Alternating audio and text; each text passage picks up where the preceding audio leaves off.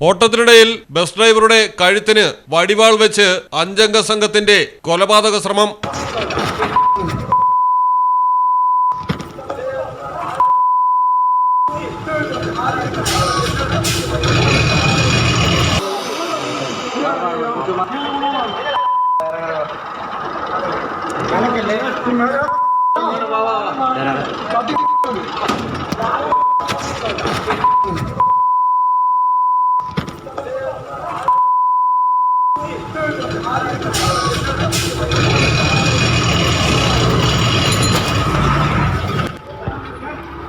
പത്തനംതിട്ട തിരുവല്ല മല്ലപ്പള്ളിയിലാണ് സംഭവം. തിരുവമ്പാടി ബസിന്റെ ഡ്രൈവർ വിഷ്ണുവിനെയാണ് ബസിനുള്ളിൽ കയറി 5 അംഗ സംഘം വടിവാളടക്കമുള്ള മാരകായുധങ്ങൾ ഉപയോഗിച്ച് ഭീഷണിപ്പെടുത്തിയത്.